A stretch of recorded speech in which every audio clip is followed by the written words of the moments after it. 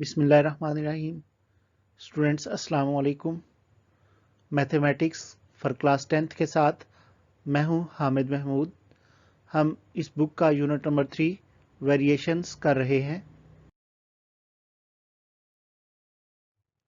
आज का lecture exercise 3.5 के क्वेश्चन नंबर 1, 2 और 3 पर मुश्तमिल है। Question number 1, if s varies directly as u square and inversely as v and s is equal to 7 when u is equal to 3, v is equal to 2, find the value of s when u is equal to 6 and v is equal to 10। s और u square के दरमियान directly proportional, जबकि s और v के दरमियान inversely proportional. बाकी हमें data में वैल्यूज दी हुई हैं जिनसे k और सेकंड स्टेप में s फाइंड करेंगे। तो s directly proportional to u square, s inversely proportional to v, इन दोनों रिलेशंस को कंबाइन कर लेते हैं। इसके बाद हमें गिवन वैल्यूज जो हैं s, u और v की दी हुई हैं जिनसे k फाइंड करेंगे। फिर दूसरे हिस्से में s फाइंड करना है, u और v की वैल्यूज दी हुई हैं। तो हम अपनी गिवन रिलेशन से, जो कि यहाँ हमारे पास आई, s directly proportional to u square और v, इससे नेक्स्ट पोर्शन सॉल्व करते हैं। स्टूडेंट्स, सॉल्व करते हैं अपने क्वेश्चन को। हमारी गिवन जो रिलेशनशिप थी s directly proportional to u square और v, तो प्रोपोर्शनलिटी का साइन ख़त्म करेंगे, कांस्टेंट k आ गया।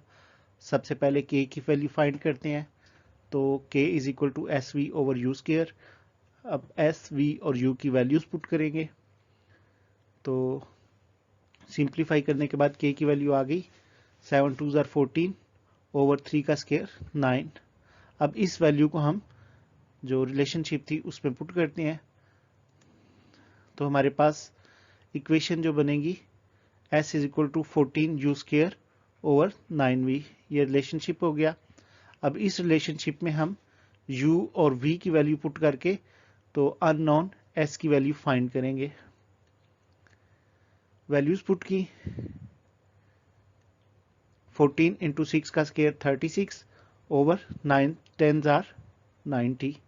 तो इसके बाद 14 को 36 से मल्टीप्लाई करें, 504 ओवर 90, 2 से डिवाइड किया 252 ओवर 45। अब हम इसको 9 से डिवाइड करेंगे तो हमारे पास s का आंसर आ जाएगा 28 over 5। Question number 2, if w varies jointly as x and y square and z and w is equal to 5 when x is equal to 2, y is equal to 3, z is equal to 10, find w when x is equal to 4, y is equal to 7 and z is equal to 3। इस question का data है w is directly proportional to x, w is directly proportional to y square और w is directly proportional to z। तो हम इन तीनों proportionality की values को combine कर लेते हैं। सो हमारे पास आ गया w is directly proportional to x, y square and z, जबकि w, x और y की वैल्यूज दी हुई हैं जिनसे हम कांस्टेंट फाइंड करेंगे। उसके बाद w की वैल्यू फाइंड करनी है जब x, y और z की वैल्यूज हमें गिवन है।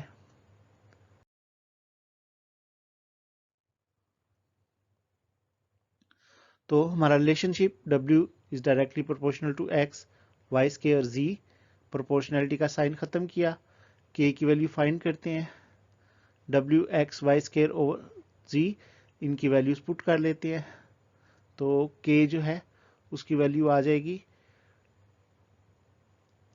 5 ओवर 180, जिसको कट करके तो सिंप्लीफाइड आंसर होगा 1 ओवर 36। इसको हम रिलेशनशिप में पुट कर लेते हैं,